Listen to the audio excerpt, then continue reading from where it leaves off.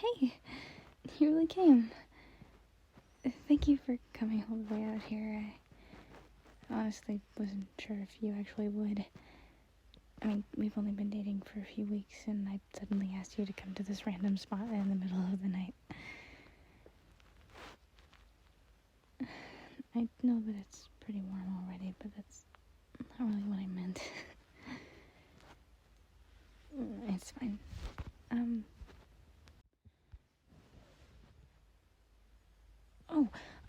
I'm sorry for just having you stand there. There's a blanket that I laid down over there. We can go sit down if you want. Do you want a pillow or a blanket to keep you warm? A pillow? Sure, yeah. There's one right here. Here you go. Is that comfortable? Good. That's good. Why did I ask you to come here? It's kind of embarrassing. Promise not to laugh? Right. It's a bit too late to ask that now since you're already here and all. I wanted to stargaze with you. The weather report said that tonight would be a clear sky, and since it's a new moon, I thought it would be the perfect opportunity. You want to? Awesome. So I guess we can just lie down and watch the stars then. What was that? My eyes. Sparkle. No. You're supposed to be looking up. Don't look at me.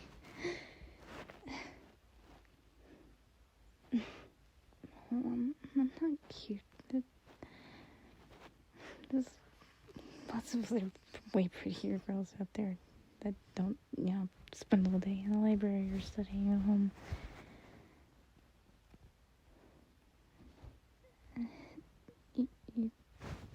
You don't want any of them. Shut up. Look at the sky. Don't look at me. I'm getting flustered.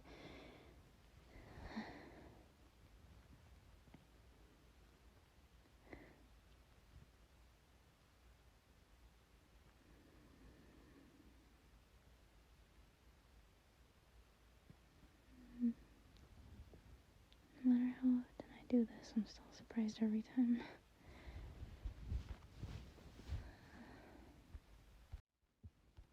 When your eyes get used to the dark, the sky becomes so beautiful.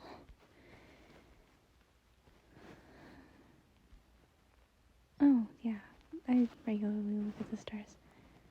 But not always like this. I only do this on special occasions with special people. Nothing. I was just saying I have a telescope in my room, which I use almost every night. I just really like looking up at the sky and the countless stars in it. It makes me feel insignificant but important at the same time. Like disconnected from the world, but strangely connected in a way that I can't really explain.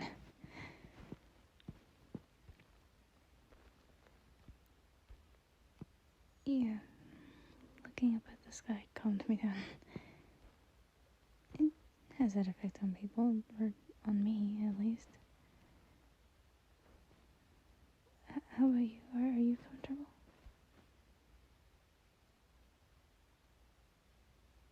A bit cold. You can wait here. I can grab a blanket. Cuddle for once instead. Is that why you didn't want a blanket before?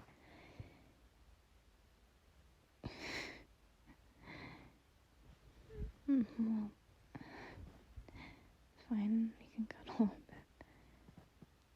Can I get closer?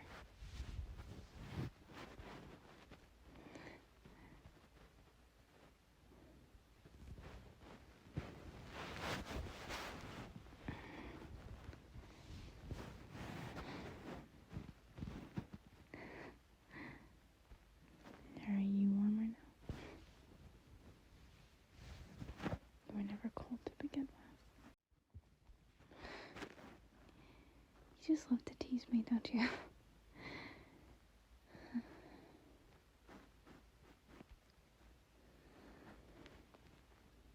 So, what about you? Do you ever go stargazing? Not as often as you want to. I guess it's like that for a lot of people.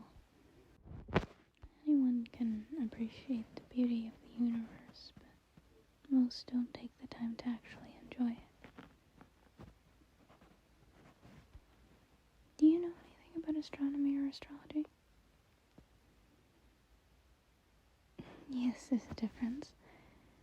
Astrology is an art of making predictions and such, based on the movement of celestial bodies, while astronomy is the actual science of how they interact and behave.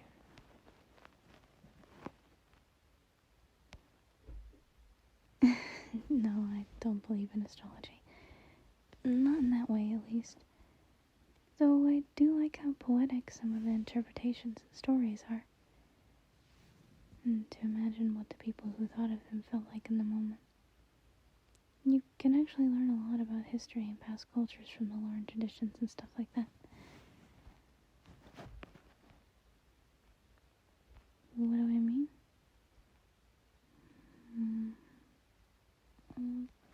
Take Lyra, for example. Over there.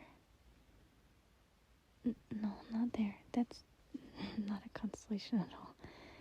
Here, follow where I point with my arm, okay?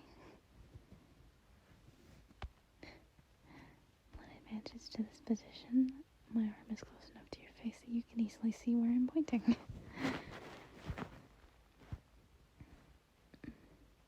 Yeah, that cluster of stars around that particularly bright one. Do you know what Lyra is supposed to look like when connecting them? Here, let me show you then. Give me your hand for a minute. If I trace the pattern on your palm, then can you kind of see what it's supposed to be? Okay. And just connect that shape to the stars so you can see it in the sky. Good. Now, to explain what I was talking about, what do you know about Greek mythology? The basics. Okay. Are you familiar with the myth of Orpheus? It's not that well known. The story goes about a legendary musician who was famous for his skill with the lyre. His music was said to be so beautiful that it could charm the whole world, even trees or rocks. When his wife died and was sent to the underworld, he followed after her in order to bring her soul back. Orpheus managed to charm the god of the underworld, Hades, and got permission to take his wife back into the world of the living. The only condition was that he was not allowed to look back until he left the underworld. However, as he led his wife, his doubts began to grow stronger, and he became afraid that Hades had cheated him. So he looked back, and when he did, he saw his wife being pulled back into the darkness. For the rest of his life, Orpheus never married again and traveled the world aimlessly. After his death, Zeus raised his lyre into the sky and turned it into the constellation that we see today.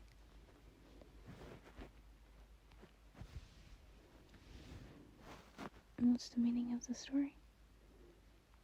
Well, for one, it served as a reminder of the great musician, but also as a reminder to not doubt or stand against the gods. Lyra is also often portrayed as an eagle or a vulture, which is interesting since the myth of Orpheus mentions that Zeus made an eagle retrieve the lyre and carry it into the sky. Was it seen as an eagle first and changed into a lyre by the Greeks, or the other way around? Did someone search for a lyre-like constellation after the myth had already been written? Or was the myth invented in order to explain the constellation? the Arabs record the same spot in the sky as a diving eagle. So did they influence the Greeks, or did the Greeks influence them? There are a lot of questions relating to myths which influence our understanding of actual history. You're looking at me funny. I'm sorry, I'm rambling. Do you want to talk about something else? Or we could just look at the sky without talking at all.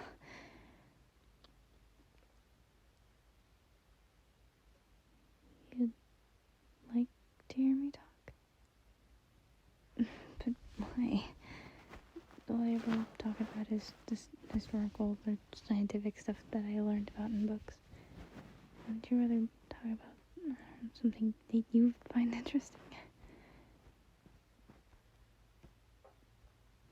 Do you think it's nice to listen to people talk about their hobbies and passions?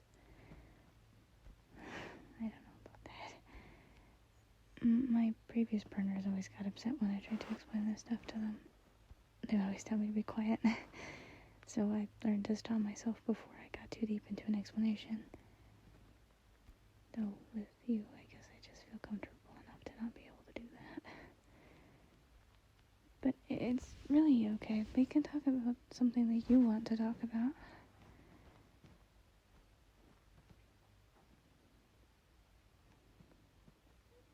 Are you sure about that? I always felt like people preferred it when their girlfriend doesn't talk too much. Actually, one of my exes told me that directly once. No, I didn't break up with him for that. He broke up with me a few weeks after that, actually. Probably because I wasn't listening to him and wasn't very quiet. He seemed pretty upset with me. Called me pretentious and annoying.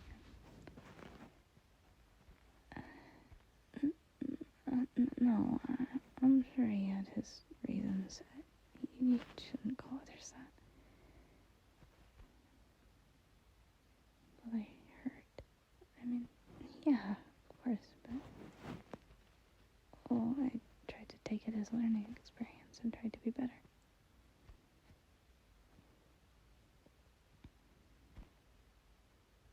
You think he was intimidated by me? Why would anyone feel that way about me? That's scary. Oh, no, I'm really not that smart. I just read a lot because I have nothing better to do.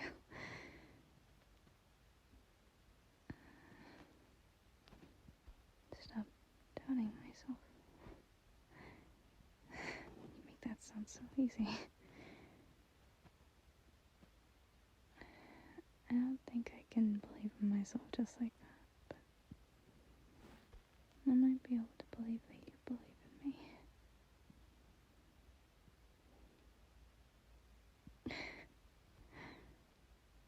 Thank you.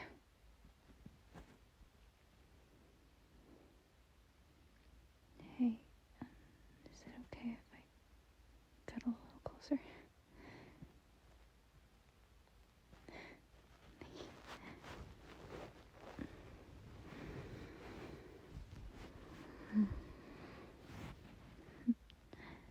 You smell nice.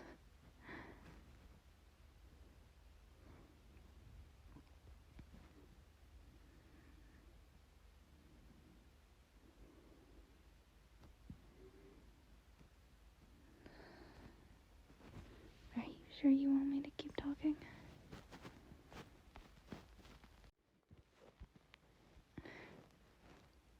That's sweet. Thanks, honey. Can I call you honey? Is that strange? I've... No. Okay, good.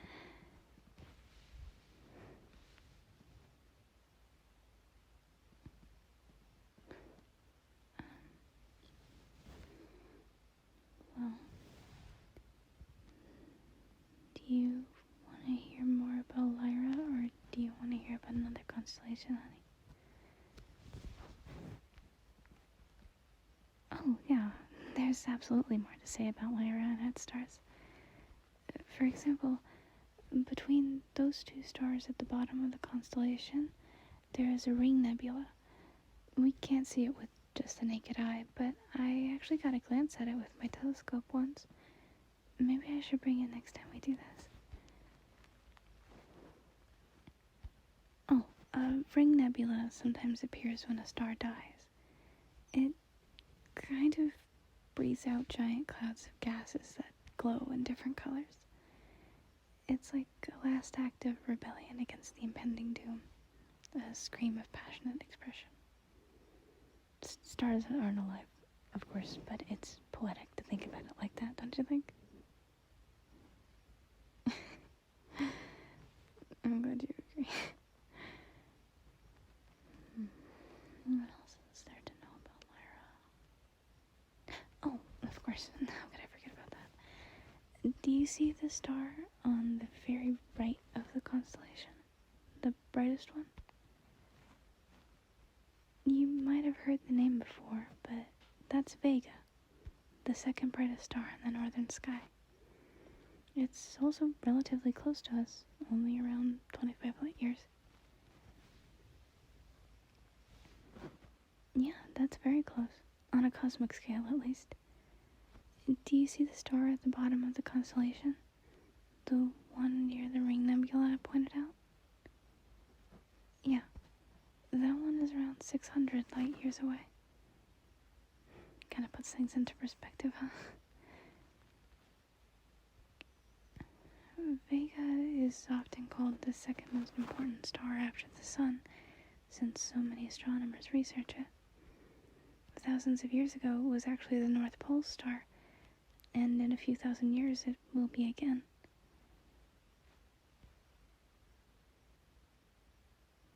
I don't know exactly how long. I'm far from being an expert, but that's not the reason that I pointed out Vega specifically. Here, point your arm upward and let me guide it. Do you see these two stars? Those are Deneb and Altair. Together with Vega, they form the summer triangle. Like the name suggests, it's mainly visible in the summer months.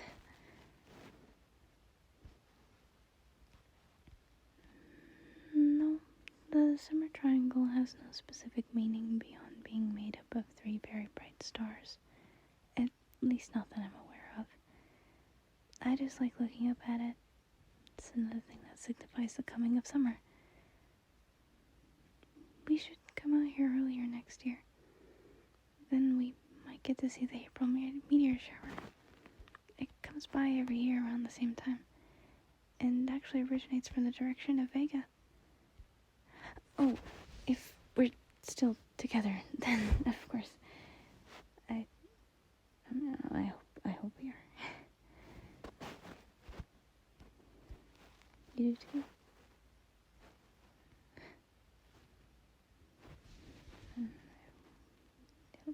It'll probably happen then.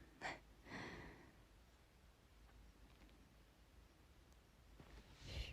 I'm waiting for a shooting star. So the last thing we said will come true.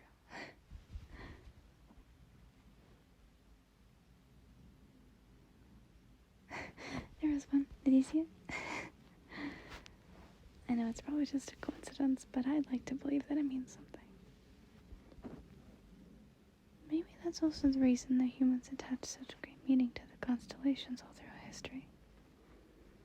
The thought that maybe something greater than us guides our way and approves of our actions is empowering.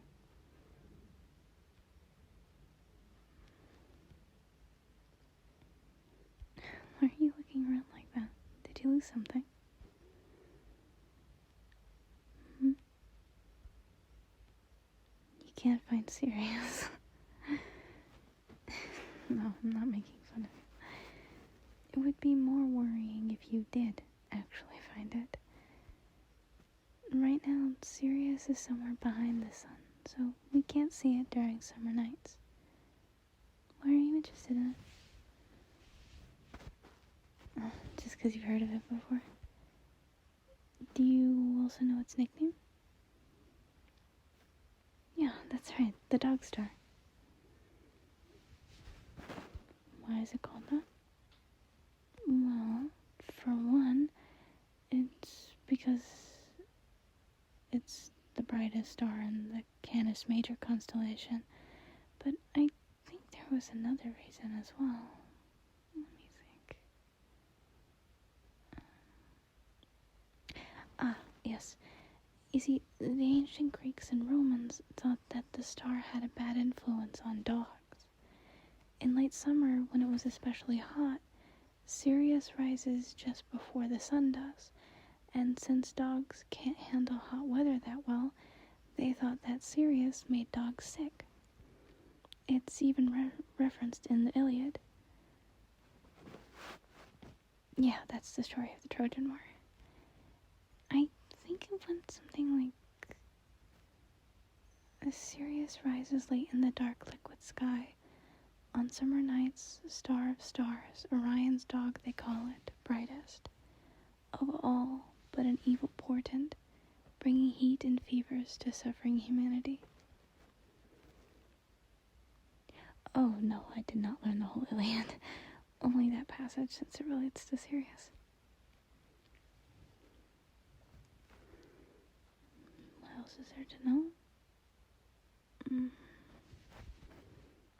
Are you really interested in it? You are? Makes me oddly happy. Did you know that, interestingly enough, the Roman and Greek civilizations weren't the only ones that associated Sirius with dogs? Yeah, it's weird, isn't it? The Chinese knew it was the star of the celestial wolf, and many tribes of Native Americans also named it after dogs. No, not every culture saw it that way. For example, in Persian mythology, Sirius was called Tistraya and worshipped as the rainmaker, probably because it appears in the sky just before the dry season ends and the rainy season begins. Is there more to know? Of course there is. You probably know that Sirius is the brightest star in the night sky, and sometimes even visible during the day. But did you know that it's actually a binary star system? That means that what we see as one dot is actually two stars spinning around each other. But the second one is so much smaller and dimmer than the first one that it doesn't actually influence how well we can see it.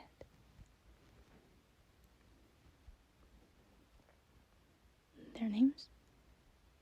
You're gonna be disappointed if I tell you, I feel, but the one that we see is called Sirius A, and the other one is called Sirius B, correct? Yeah, astronomers have a much less interesting sense for names than astrologers.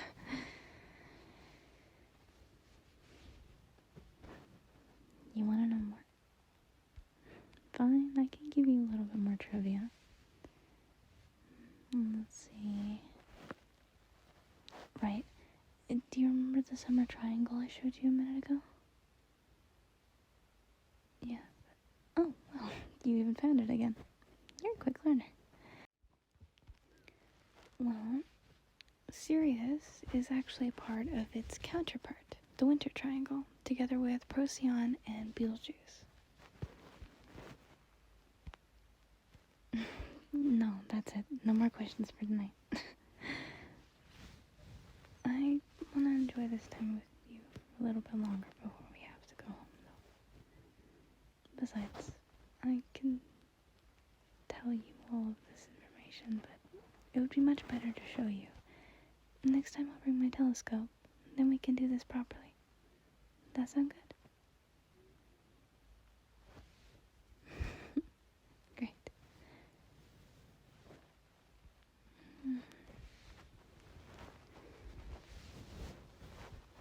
You wouldn't say no to more cuddles, would you?